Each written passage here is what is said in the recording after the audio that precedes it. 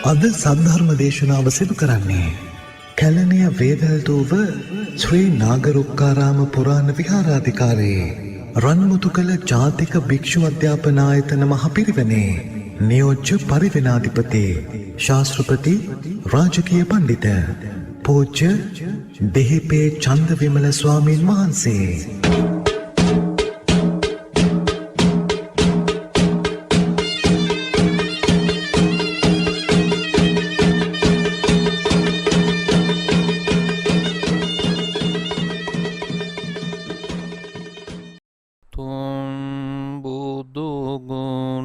සිතදාරාගෙන සදා බුදු හිමි සරණ යන්නෙමි. දෙසූ සදහම් මග හැදින දැන සදා සදහම් සරණ යන්නෙමි. ඒ දහම් මග සැරූ සංඝ ගුණ සොයාගෙන සංඝ සරණ යන්නෙමි. මෙතුම් සරණී ගුණ හැදින දැන සදා තෙරුවන් සරණ යන්නෙමි. සමන්තා චක්කවාලේසු අත්‍රා ගච්ඡන්තු දේවතා සද්ධම්මං මුනි රාජස්ස සුනන්තු සග්ග මොක්ඛදං ධම්ම ශ්‍රවණ කාලෝ අයං භදන්තා ධම්ම ශ්‍රවණ කාලෝ අයං භදන්තා ධම්ම ශ්‍රවණ කාලෝ අයං භදන්තා. නමෝ තස්ස භගවතෝ අරහතෝ සම්මා සම්බුද්දස්ස. නමෝ තස්ස භගවතෝ අරහතෝ සම්මා සම්බුද්දස්ස. නමෝ තස්ස භගවතෝ අරහතෝ සම්මා සම්බුද්දස්ස. නතේන හෝති ධම්මට්ඨෝ යේනත්තං සහසහනයේ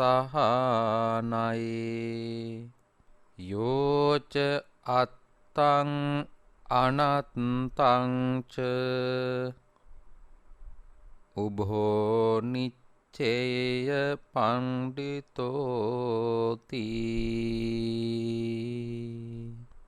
ගෞරවනීය වන්දනීය පූජනීය මහා සංඝරුවනින් අවසරයි. සදහැවත් වාසනාවන්ත කාරුණික පින්වත්නි, ඉරිදා දවසේ ඔබ සුපුරුදු පරිදි සූදානම් වෙන්නේ VFM ගුවන් විදුලිය ඔස්සේ සද්ධර්ම දේශනාව ශ්‍රවණය කරන්නට. බුදුරජාණන් වහන්සේගේ නිර්මල ශ්‍රී සද්ධර්මය VFM ගුවන් විදුලිය ඔස්සේ සෑම ඉරිදා දවසකම අප විසින් ඔබ වෙතට ගෙනෙනු ලබනවා.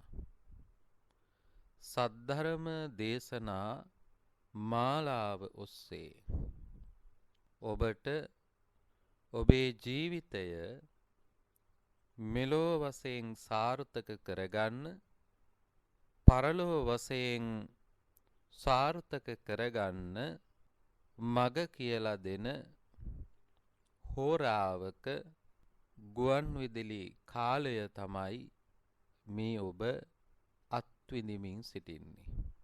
VFM ගුවන් විදුලිය වසර ගණනාවක් තිස්සේ ඔබට ඔබේ ජීවිතයේ යහපත වෙනුවෙන් මේ ධර්ම දේශනා ඔස්සේ මග කියලා දෙන්න අවස්ථාව සලසලා දීලා තියෙනවා.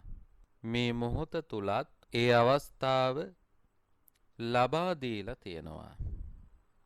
සභාපතිතුමන් ඇතුළු කාර්ය මණ්ඩලයට අප පුණ්‍යානුමෝදනා කරනවා, ආශිර්වාද කරනවා.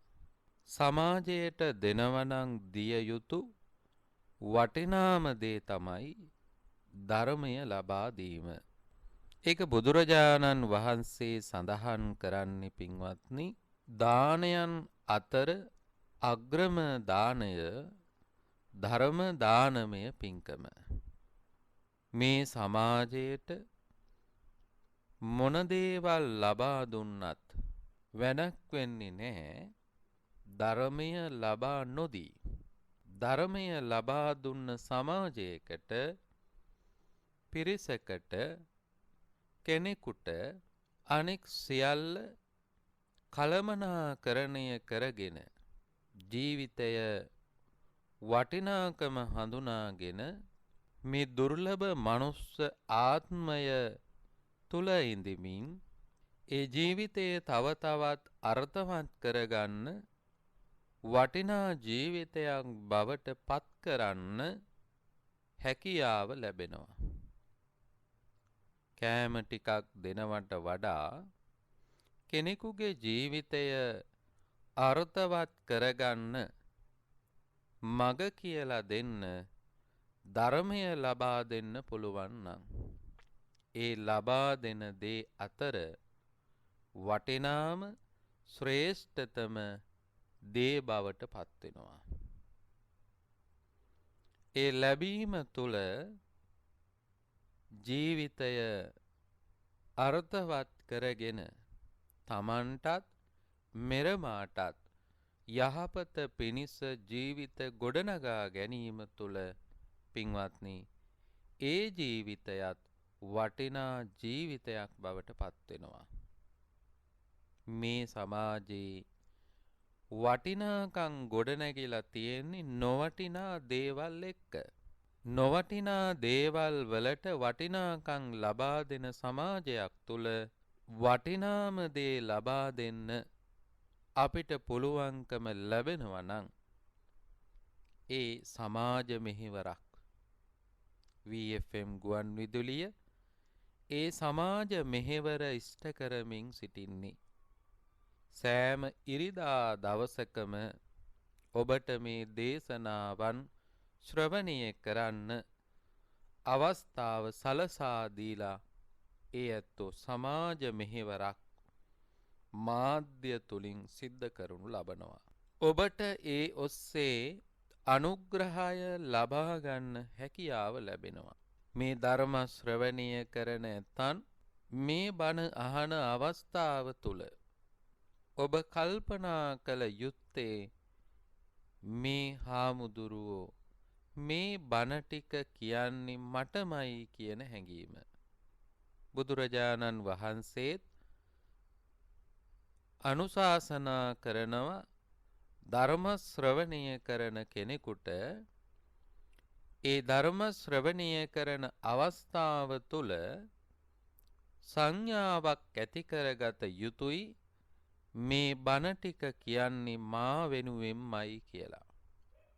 මටම කියන බණක් කියන හැඟීම ඇති කරගත්තාම පින්වත්නි, මා තුලම මේ ධර්මය විනිශ්චය කරන්න හැකියාව ලැබෙනවා. ඒ තුල අපට පුළුවන්කම තියනවා අපගේ අඩු ලුහුඩුකම් හදාගෙන අපගේ ජීවිත වටිනා ජීවිත බවට පත් කරගන්න. අද මේ දේශනාවත් ඔබට ඔබගේ ජීවිතයේ වටිනාකම තව තවත් වැඩි කර ගැනීම පිණිස උපකාර වේවා කියලා අපි ප්‍රාර්ථනා කරනවා. පින්වතුන්ලා දන්නවා අපි මේ දිනවල දේශනා මාලාවක් විදියට සිදු කරමින් පැමිණෙන්නේ මහා සුපින ජාතකය. එහි එන සිහින එකින් එක විස්තර කරමින් ඔබට කියලා දෙන්න අපි ආරම්භ කළා. ඒ අනුව සිහින අපි මේ වෙනකොට 4ක් නිමාවට පත් කළා. අද තියෙන්නේ පින්වත්නි 5 වෙනි සිහිනය.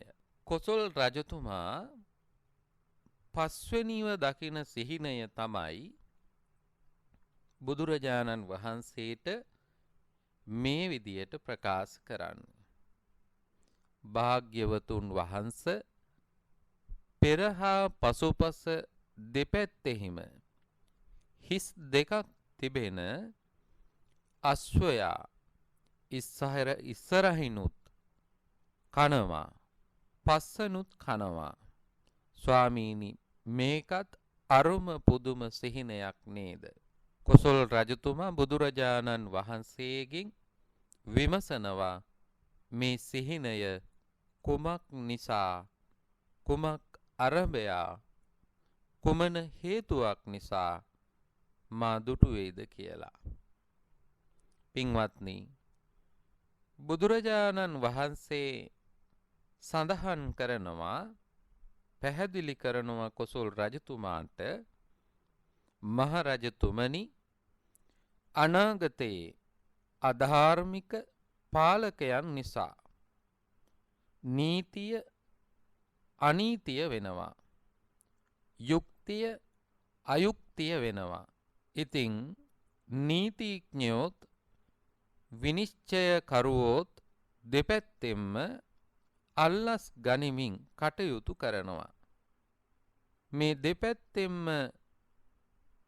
උලාකන අශ්වයාගෙන් පෙන්눔 කරන්නේ මෙන්න මේ කාරණාවයි ඔබට මෙයින්ද අනතුරක් නැහැ කියලා බුදුරජාණන් වහන්සේ කොසල් රජතුමාට සඳහන් කරනවා. පින්වත්නි කොසල් රජතුමා 5 වනුව දකින සිහිනය තමයි ඒමා සඳහන් කරන්නට යෙදුනේ. බුදුරජාණන් වහන්සේ සඳහා ලබා දුන්න අර්ථකථනය තමයි පසුව සඳහන් කරන්නට යෙදුනේ. මේ ගැන කතා කරනකොට අපි පරිස්සම් විය යුතුවත් පවතිනවා. ඒ මොකද නීතිය නීතිඥයන් ආදී කාරණාවන් පිළිබඳව කතා කිරීමත් වරදක්සේ හඟවන්නට රටේ නීතියට හැකියාව තියෙනවා. ඒ නිසා මේ අපි ඔබට සඳහන් කරන්නේ බුදුරජාණන් වහන්සේ විසින් පෙන්වා වදාළ ධර්ම කාරණාවන් ඔස්සේ විග්‍රහයක් පමණයි. කවුරු හරි කල්පනා කරන්න පුළුවන් මේ ඔස්සේ උසාවියට නීතියට අපහාස සිදු වෙන්න පුළුවන්. ඒ නිසා මාහටත් දඬුවම් කරන්න හෝ මේ ආයතනය හට දඬුවම් කරන්න ඕන කියන හැඟීම ඇතැම් අයට එන්න පුළුවන්.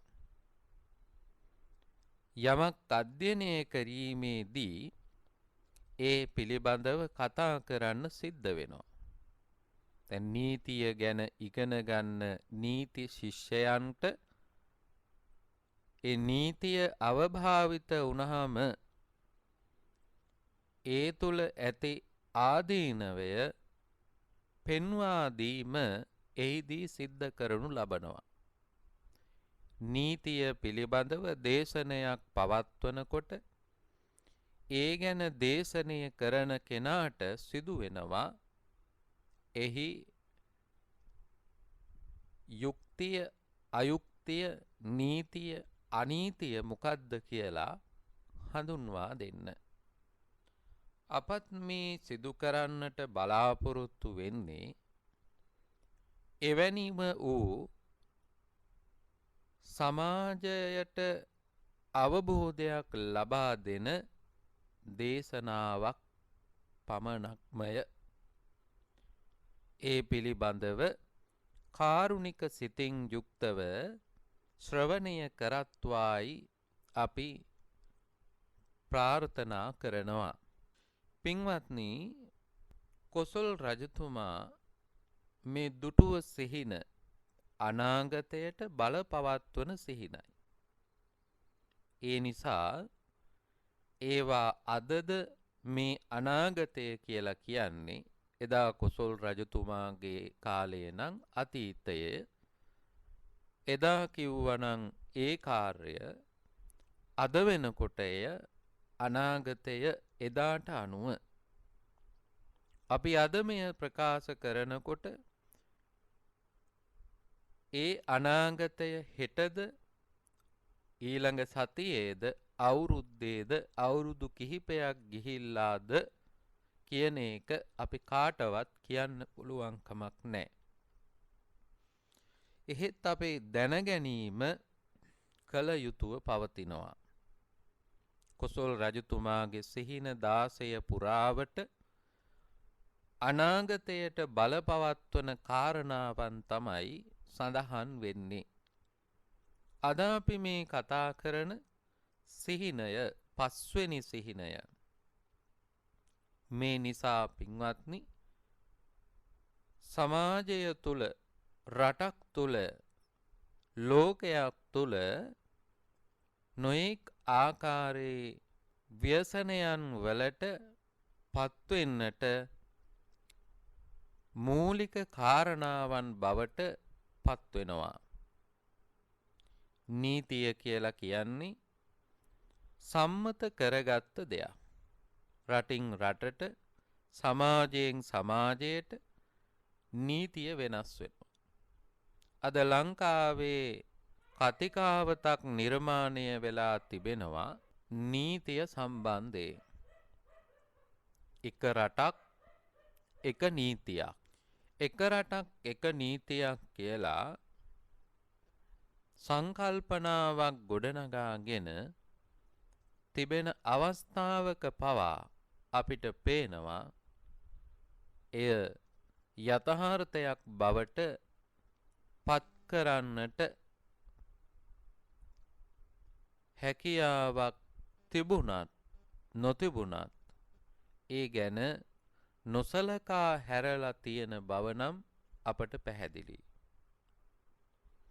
ඇති නැති පරතරය මත නීතිය ක්‍රියාත්මක වන වටපිටාවක් තුල තමයි අපි අද ජීවත් වෙන්නේ. ඒ අනුව බැලුවතින් කොසල් රජතුමාගේ සිහිනය යථාර්ථයක් වී ඇද්දෝයි අපටත් සිතන්නට කරුණු කාරණා දවසින් දවස නීති ශේස්ත්‍රය ඔස්සේ ලබා දෙන්නට එයතු කටයුතු කරනවා නිර්ලජ්ජිතව. පින්වතුනි, බුදුරජාණන් වහන්සේගේ කාලයේ සිදුවුණ සිදුවීමක් පිළිබඳවත් ඔබගේ අවධානයට යොමු කරන්නට කැමැති. මා මුලින් ගාථාවක් සඳහන් කළා.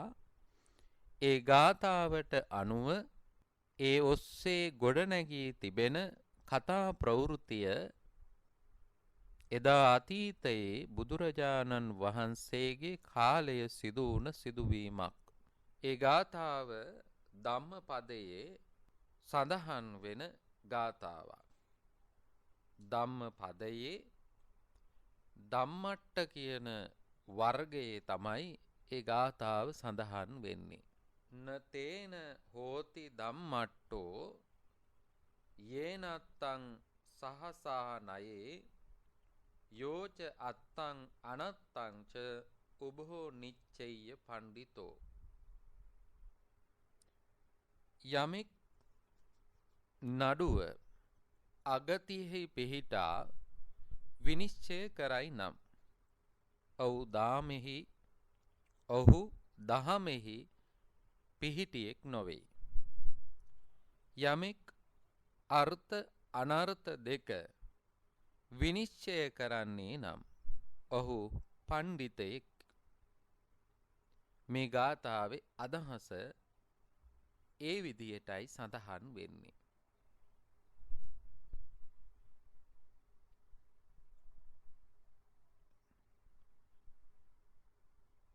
යමෙක් නඩුවක් අගතියෙහි පිහිටා සතර අගති තියෙනවා ඡන්ද දෝෂ බය මෝහ කියලා. මේ අගතියෙහි පිහිටා කුමන හෝ අගතියෙහි පිහිටා කටයුතු කරනවා නම් ඒ විනිශ්චය ලබා දෙනවා නම් එයා දහමේ හැසිරෙන කෙනෙක් නොවන බව බුදුරජාණන් වහන්සේ පෙන්වනවා. යමෙක් අර්ථය අනර්ථය දෙක විනිශ්චය කරලා කටයුතු කරනවා නම් එයා ධර්මයේ හැසිරෙන පණ්ඩිතයෙක් කියලා සඳහන් කරනවා. එක දවසක් සවැත් නුවර උතුරු වාසලගේ දොරටුවේ ඉඳලා භික්ෂූන් වහන්සේ නමක් නුවර මැදින් වෙහෙරට වැඩම කරනවා. ඒ වෙලාවේ විශාල වර්ෂාවක් ඇදහැලෙනවා. මේ භික්ෂූන් වහන්සේ හොයලා බලනවා වැස්සට නොතෙමී ඉන්න තැනක් තියෙනවද කියලා. වටපිටාව බලනකොට මේ භික්ෂූන් වහන්සේ දකින්නේ එක ශාලාවක් තියෙනවා. මේ ශාලාව එදා නඩු අහන ශාලාව. වර්තමානයේ නම් උසාවිය කියලා හඳුනා ගන්න පුළුවන්කම තියෙන. වටපිට බැලුවාම වෙන තැනක් නැති නිසා මේ භික්ෂූන් වහන්සේ මේ ශාලාවට ඇතුල් වෙනවා. ඇතුලේ සිදුවෙන දේ උන්වහන්සේට එහිට ගොඩ වුණාට පස්සේ දකින්න ලැබෙනවා. නඩු විමසනවා. විනිශ්චයකාරයෝ චෝදිතයෝ නඩුකාරයෙක් ඒ ස්ථානයේ ඉන්නවා. මේ භික්ෂූන් වහන්සේ වර්ෂාවක් තිබෙන නිසා වැඩම කරන්නට නොහැකි වෙන නිසා මේ උසාවිය තුල මේ නඩු අහන ස්ථානය තුල සිදුවෙන දේ නරඹමින් ඉන්නවා. ඒ අවස්ථාවේ උන්වහන්සේ දකිනවා උසාවිය ඇතුලේ නැත්තම් ඒ නඩු අහන ශාලාව ඇතුලේ විනිශ්චයකාරයෝ මැති ඇමතිවරු තමන් නිවැරදි කියලා හඟවා ගැනීම සඳහා ඒ විනිශ්චයකරුවන්ට අල්ලස් ලබා දෙනවා. එදත් එවැනි වූ වටපිටාවක් දර්ශනය වුණේ. වරදකරුවන් නිවැරදි කරුවන් බවට පත් කරනවා. නිවැරදි කරුවන් වරදකරුවන් කරලා දඬුවම් පමුණුවන වටපිටාවක් ඒ තුලින් දකිනවා. මේ භික්ෂූන් වහන්සේ දකිනවා මේ ස්ථානය තුල නඩු අහලා නිවැරදි කරුවන්ට දඬුවම් දෙනවා. අහිමියන්ට හිමියන් බවට පත් කරනවා. අහිමි වෙන්න තිබිච්ච අයට හිමිකරුවන් බවට පත් කර. හිමිකරුවන්ට අහිමි කරන වටපිටාවක් තමයි උන්වහන්සේ දකින්නේ. මෙහෙම නඩු දිනපු අය එළියට ඇවිල්ලා සඳහන් කරනවා මේ විනිසුරු අසවල් අයගේ ඥාතියෙකි, මිතුරෙකි. ඔහු මගින් අල්ලස් දී ජයගනිමි. ඒ අය කතා කරන අනිත් අයත් එක්ක. තවත් අය කියනවා මේ විනිසුරු මගේ නෑයෙකි. මගේ අසවල් නෑයාගෙත් නෑයෙකි. ඒ නිසා මම ජය ගන්නවා කියලා කියනවා. තවත් අය කියනවා මේ විනිසුරුට මම කලක සිට උදව් කළෙමි.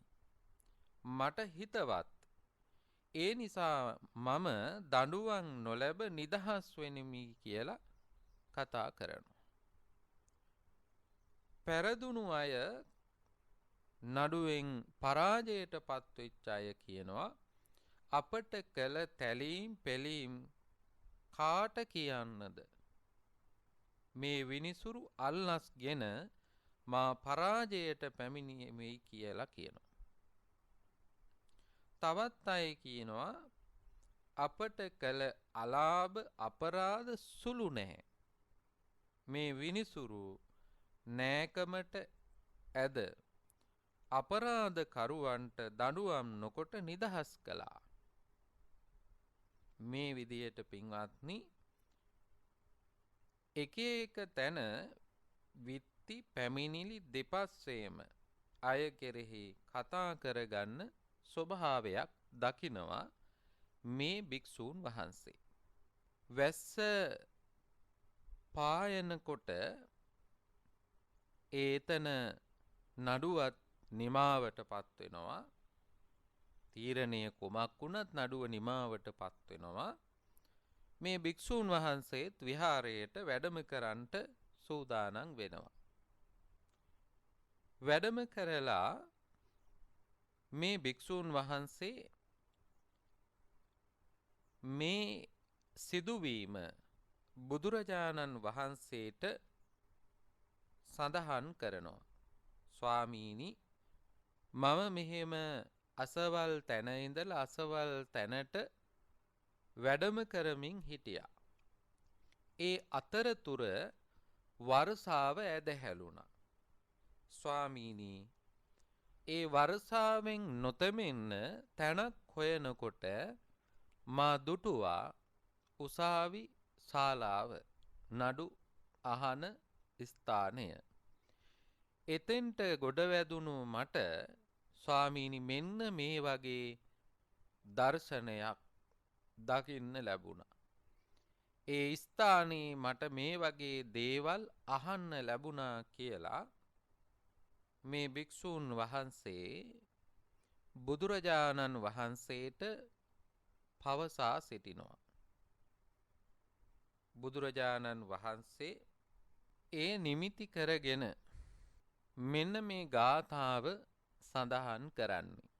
මා පෙර සඳහන් කළ ඒ ගාථාව සඳහන් කරන්නේ මෙන්න මේ කාරණාව නිමිති කරගෙන. නතේන හෝති ධම්මට්ටෝ යේනත්තං සහසහනයේ යෝච අත්තං අනත්තංච උභෝ නිච්චෙය්‍ය පණ්ඩිතෝ. නඩුව අහලා අගතියේ පිහිටලා නඩුව අහන්නේ අගතියේ පිහිටලා තම තමන්ගේ තියෙන සම්බන්ධතාවයේ මත පිහිටලා කටයුතු කරොත් විනිසුරුවරයෙක්, විනිශ්චයකාරයෙක්, නඩුකාරයෙක් එයා ධර්මයේ පිහිටන කෙනෙක් නෙවෙයි. එයා ධර්මයේ පිහිටලා කටයුතු කරන කෙනෙක් නෙවෙයි. එයාට මේ වෙලාව තුල එයින් ප්‍රශ්නයක් නොවෙන්නත් පුළුවන්. මොකද එයා ඒවයින් බේරිලා බොහොම සුවසේ වැජබෙන්න පුළුවන්. කවුද? විනිශ්චයකාරයා. නමුත් බුදුරජාණන් වහන්සේ සඳහන් කරන්නේ මේ ධර්මීය නැමැති විනිශ්චය එයාට ක්‍රියාත්මක වෙනවා. දැන් එයා විනිශ්චයක් දෙනවා යම් කෙසේ අල්ලස් ලබා ගැනීමක් හමුවේ. ඥාතිකමට, හිතවත්කමට, උදව් කරපු විදියට, බලයට, නිලයට මේවාට නතු වෙලා එයා විනිශ්චයක් ලබා දෙනවා. හැබැයි මේ විනිශ්චය ලබා දෙන්නේ කුමන හෝ අගතියකට පත් වෙලා. ඡන්ද, දෝෂ, බය, මෝහ. මෙන්න මේ කියන සතර අගතියකට පත් වෙලා නම් විනිසුරුවරයෙක් ඒ තීන්දුවක් ලබා දෙන්න කටයුතු කරන්නේ. ඒ තීන්දුව ලබා දීම තුල එයාට අල්ලසක්, මුදලක්, යම් කෙසේ දෙයක් ලැබුණොත් ඒ ලැබීම තුල සුවයක් තියෙනවා. ඒක අපිට නෑ කියලා කියන්න බෑ. හැබැයි එයාට මේ ධර්මය නැමැති විනිශ්චය ලබා දෙනවා කුමන හෝ අවස්ථාවක.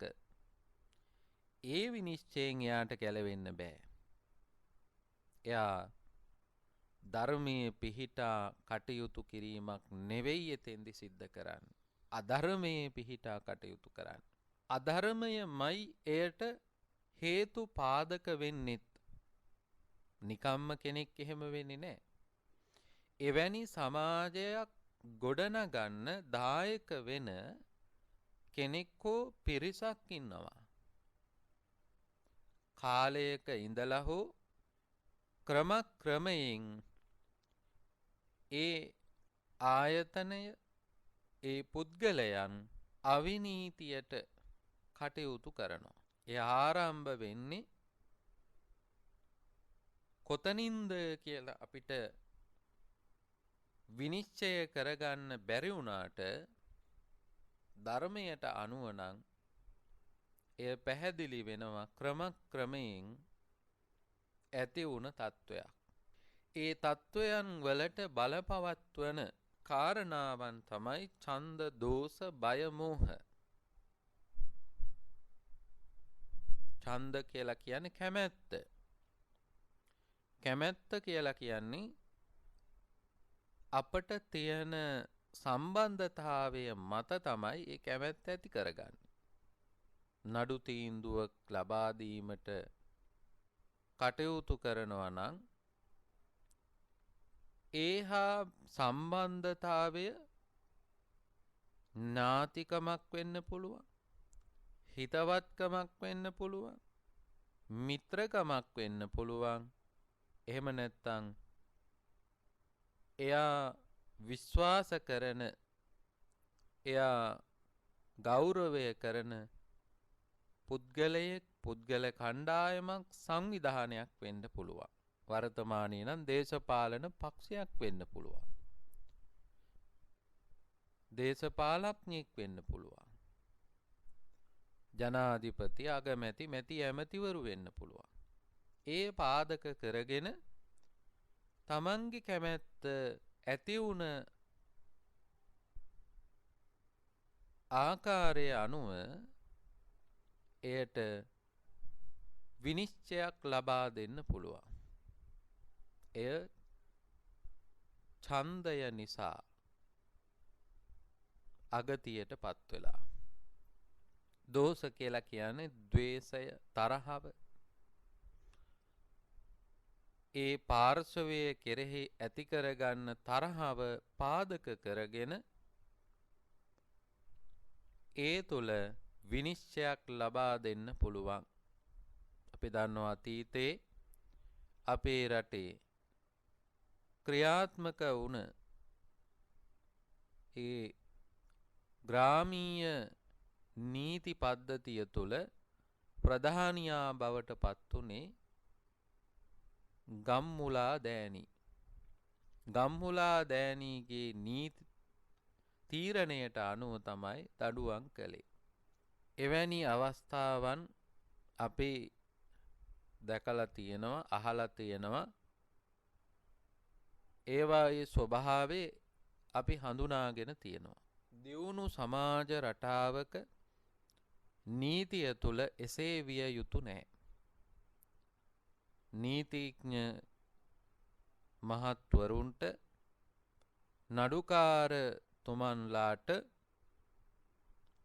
එසේ තීරණ තීන්දු ගැනීමට කිසිදු සාධාරණත්වයක් නැහැ.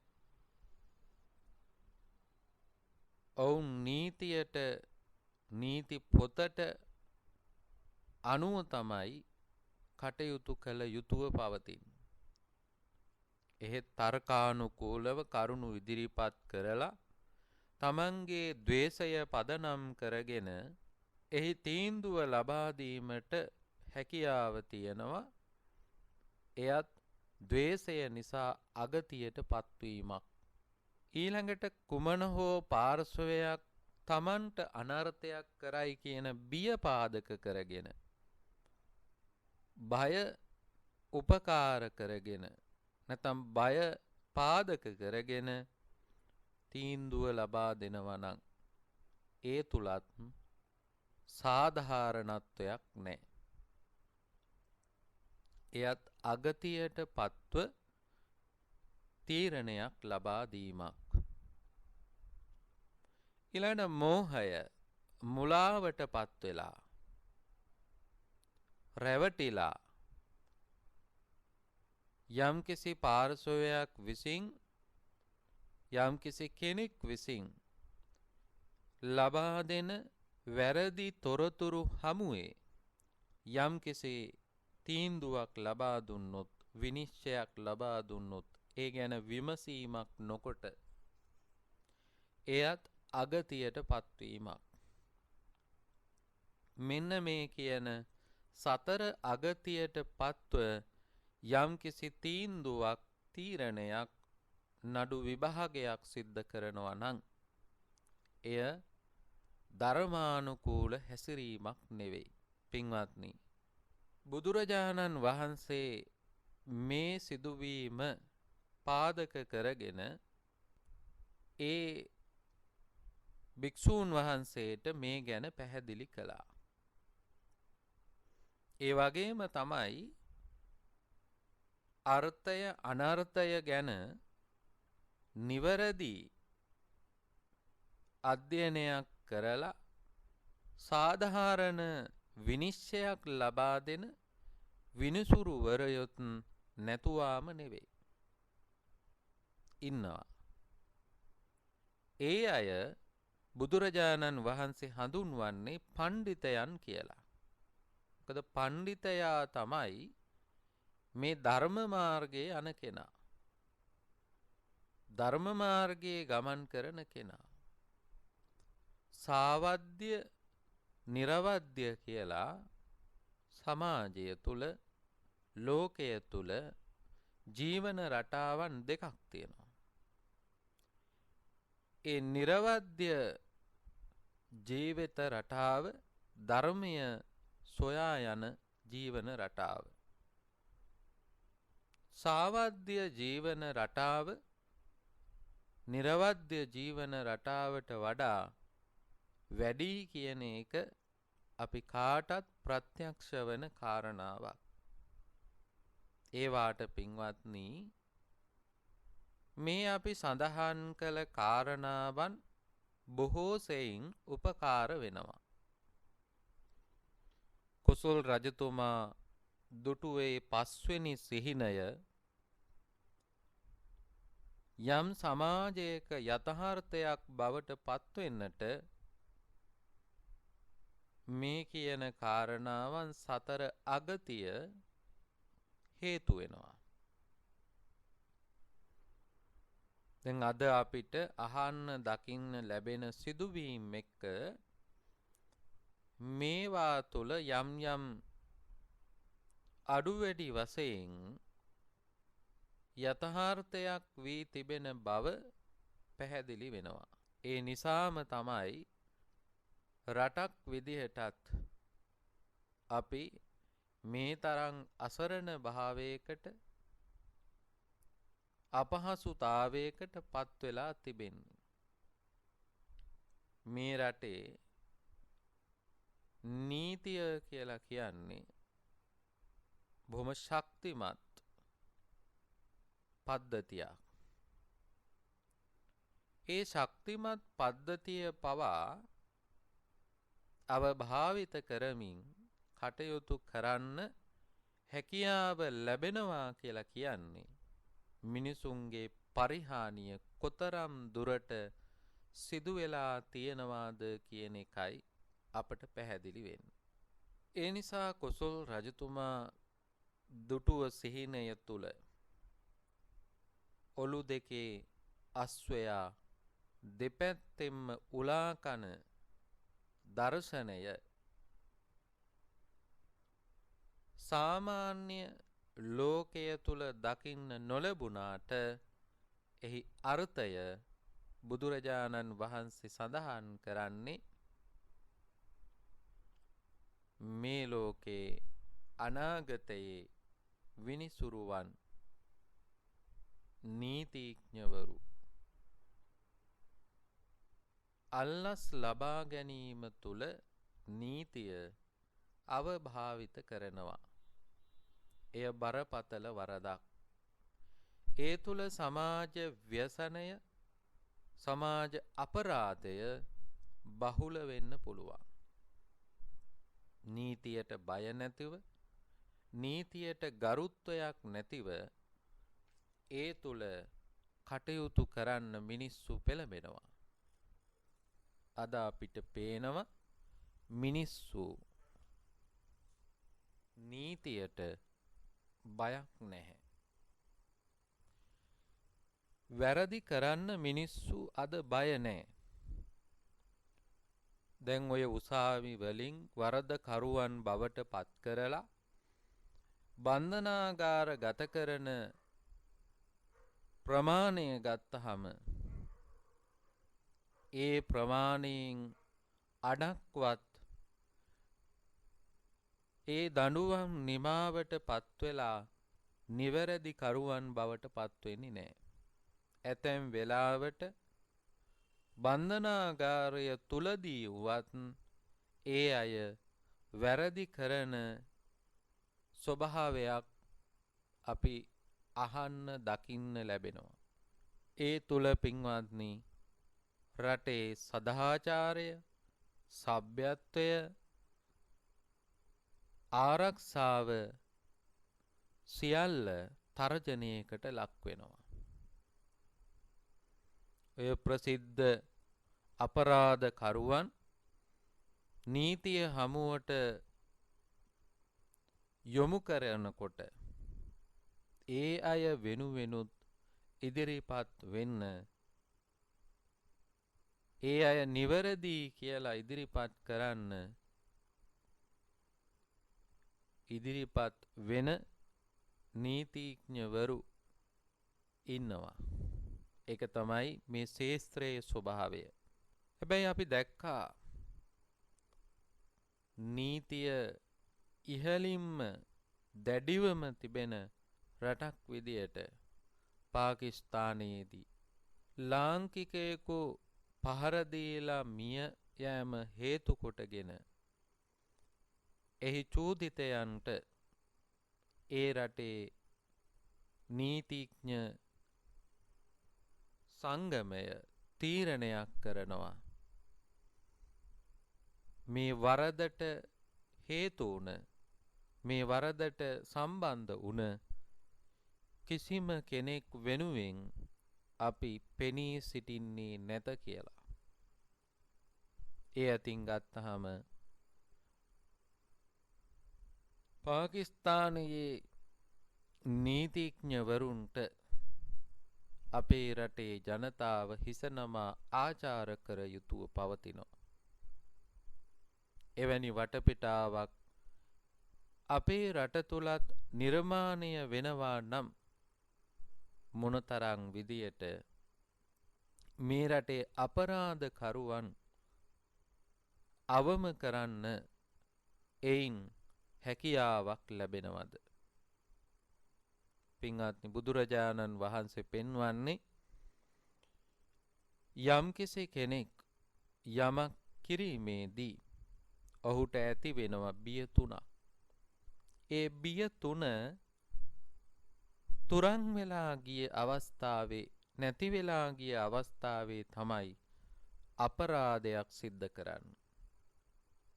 තමන්ට තමා ගැන බයක් නැති වෙනවා නම් අත්තානුවාද බය. තමන් කරන වෘත්තිය, තමන්ගේ රැකියාව, තමන්ගේ තත්වය, තමන්ගේ තනතුර ගැන කල්පනා කරලා මිනිස්සු බයක් ඇති කරගන්නවා අපරාධ කරන්න. අද එවැනි තත්ත්වයක් මිනිස්සු තුල නැහැ. ඒ මොකද නීතිය ක්‍රියාත්මක වෙනකොට එය උස් පහත් ભેදයක් තියෙනවා. ඒ ભેදයෙන් යුක්තව තිබෙන නිසා එසේ තමන් ගැන බයක් නැහැ. වැරදි කරලා තමන්ට නිදහස් වෙන්න පුළුවන් කියන හැඟීම ඒ තුල ඇති වෙනවා. වැරදි කරන කෙනෙකුට තමන් ගැන, තමන් ඉන්න තනතුර ගැන, තමන්ගේ තත්වය ගැන, තමන්ගේ වෘත්තිය ගැන කිසිම බයක් නැතුව ඒ අපරාධයට පෙළඹීමේ වටපිටාව සමාජය විසින් ගොඩනගලා තියෙනවා. ඒක ඍජුවම නීති පද්ධතිය අවභාවිත කිරීමට පෙළඹෙන හැමෝටම ඇඟිල්ලක් දික් කරන්න වෙනවා. මැති ඇමතිවරු, නඩුකාරවරු, නීතිඥවරු මේ අය සියලු දෙනාටම ඒ තුල වරද ඉදිරිපත් වෙනවා. ඇතැම් අය අකමැත්තෙන් ඒ දේවල් වලට යොමු වෙන්නේ බය නිසා. තමන්ගේ තනතුර නැති වෙයි කියලා. නිසා අත්තානුවාද බය මේ සමාජය තුලින් තුරන් කරන්න කටයුතු කරනවා නම් ඒකත් පින්වත්නි අනාගත ව්‍යසනයකට, අනාගත අපරාධයකට පාර කපලා දීමක්. ඒ කෙසේ නමුත් තමා තුල තමන් ගැන බයක් ඇති කරගත යුතුව පවතිනවා. අර කියන කාරණාවන් හේතු කොටගෙන. ඊළඟට පරානුවාද බය. තමන්ගේ අම්මා තාත්තා මේ වරද කළොත් එහෙම මගේ අම්මා තාත්තට හොඳ නෑ. මගේ ගුරුවරයන්ට හොඳ නෑ. මගේ ස්වාමියාට, භාර්යාවට, දරුවන්ට, ඥාතීන්ට, මගේ ගමේ මිනිසුන්ට, රටේ මිනිසුන්ට මේ තුල අනර්ථයක් සිද්ධ වෙන්න පුළුවන් කියලා හිතලා බයක් ඇති කර ගන්නවා. ඒකත් අද වෙනකොට ගොඩාක් අඩු වෙලා ගිහිල්ලා තියෙනවා. ඒ මොකද අපරාධ කරන අයට, වැරදි කරන අයට මේ සමාජයේ ඉඩක් ලැබෙන නිසා. ඇතැම් වෙලාවට බන්ධනාගාරගතව සිටීම වරදකරුවෙකු වී. ඇතැම් වරදවල් තියෙනවා අසාධාරණ විදියට දඬුවම් දීපු. එසේ නොමැතිවත් සැබෑවටම වරදකරුවන් වී බන්ධනාගාරගතව වසර ගණනාවක් ඉඳලා එළියට ආපු කෙනාට කුමන හෝ පක්ෂයක අපේක්ෂකත්වය ලබා දීලා පාර්ලිමේන්තුවට යවන්න සුදුසුකමක් බවට අද පත් වෙලා තියෙනවා. එක රැයින් ජනප්‍රිය වෙන චරිත බවට පත් වෙලා තියෙනවා. වැරදි කරුවන්ට මේ සමාජය තුල ප්‍රශංසාව, පිළිගැනීම ලැබිලා තියෙනවා, ලබාගෙන තියෙනවා. පරානුවාද බය එතනින් ගිලිහිලා ගිහිල්ලා තියෙනවා. ඊළඟට පින්වත්නි දුක්ගති බය. මේ මොන ක්‍රමයකට හෝ බය නැති වුණත් අඩුම තරමේ මෙයින් පසුව දුගතියට පත්වෙන්න සිද්ධ වෙනවා. ඒ දුගතියේ දඬුවම් විඳින්න සිද්ධ වෙනවා කියලා බයක් ඇති කරගෙන තියෙනවා නම් ඒ වරද නොකර සිටීමට එය උත්තේජකයක් බවට පත් වෙනවා. නමුත් අද දුගතිය පිළිබඳවත් බය නැති වෙලා වරදක් කළොත් දුගතියට පත් වෙනවා කියන බය අද සමාජයෙන් තුරන් වෙලා ගිහිල්ලා. ඒට බලපවත්වන කාරණාවක් තමයි ධර්මය අධර්මය සමාජයේ ව්‍යාකූල වෙලා ධර්මයේ කුමක්ද අධර්මය කුමක්ද කියලා හරි හැටි තේරුම් ගන්න බැරි වටපිටාවක් නිර්මාණය වෙලා ධර්මයයි අධර්මයයි පටලවාගෙන ඒ තුල ආදීනවය ආනිසංසත් පටලවාගෙන කටයුතු කරන්න. ඒ නිසා දුගතිය පිළිබඳව පවා මිත්‍යා මත පතුරුවමින් කටයුතු කරන ඇතැම් අය ඉන්නවා. ඒ තුල මුලාවට පත් වෙලා මිනිස්සු පව් කරනවා වැරදි කරනවා. මේ කියන බය තුන පුද්ගලයෙක් තුල ඇති කරගත යුතු බව බුදුරජාණන් වහන්සේ පෙන්වන්නේ. ඒ බය තුන තියෙනවා නම් පින්වත්නි අපේ ජීවිත සුරක්ෂිතයි. අන් අයගේ ජීවිත සුරක්ෂිතයි. ඒ තුල වැරදි කරන්නෙත් නෑ. වැරදි කරන අයට වැරදි විනිශ්චයක් ලබා දෙන්නෙත් නෑ. නිවැරදි විනිශ්චයක් ලබා දීම තුල වැරදි කරන අයට දඬුවම් ලබා දීම තුලින් ඔවුන් නිවැරදි කරගන්නත් හැකියාව ලැබෙනවා. බුදුරජාණන් වහන්සේ මේ ගාථාව තුලදී පැහැදිලි කරන්නේ මෙන්න මේ කාරණාවයි. එනිසා නීතිය අනීතිය නිවැරදිව අවබෝධ කරගෙන විනිසුරුවන් කටයුතු කළ යුතුව පවතිනවා. එවැනි අය ධර්මයේ හැසිරෙන අය පඬිතයන් බවයි බුදුහාමුදුරුවෝ පෙන්වා වදාළේ. පින්වත්නි අද අපි කතා කළේ කොසල් රජතුමාගේ සිහින 16න් 5 වෙනි සිහිනය. ඒ තුල අපි මතු කරන්නට උත්සාහවන්ත වුණේ සමාජයක නීතිය අවභාවිත වීමේ ප්‍රතිඵලයයි. බුදුරජාණන් වහන්සේ ඒ බවයි කොසල් රජතුමාට පැහැදිලි කරන්නට යෙදුනේ. අදත් ඔබ මේ දේශනාව තුළින් ඔබේ ජීවිතයට යමක් එකතු කරගන්නට ඇති.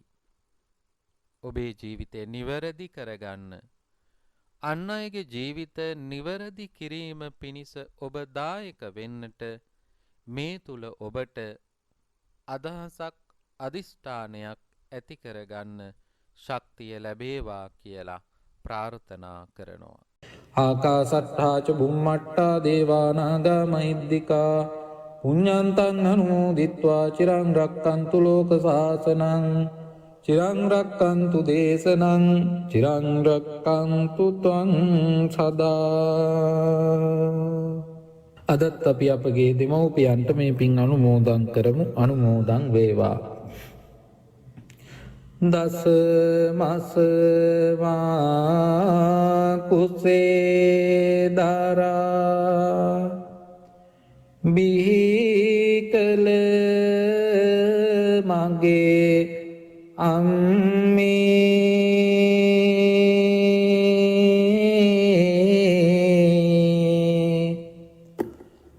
ගතේ රුධිර කිරට පෙරා පෙව්ව මගේ අම්මේ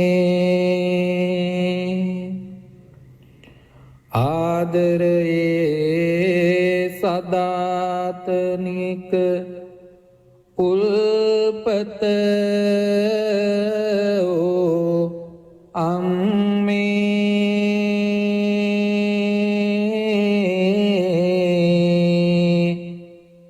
මේ පින්ගෙන කෙලෙස් නිවා සැනසේවා අම්මේ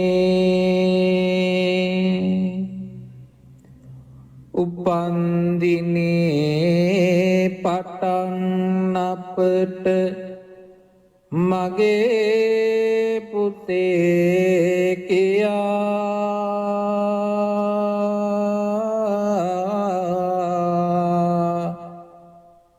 ආදරයෙන් කරුණාවෙන්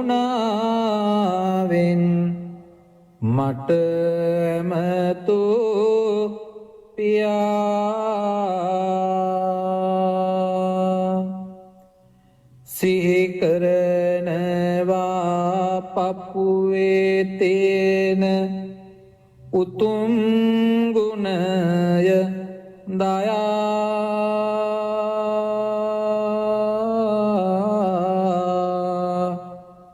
පින්දෙන්නම් පියාණනේ සැනසේවා කියා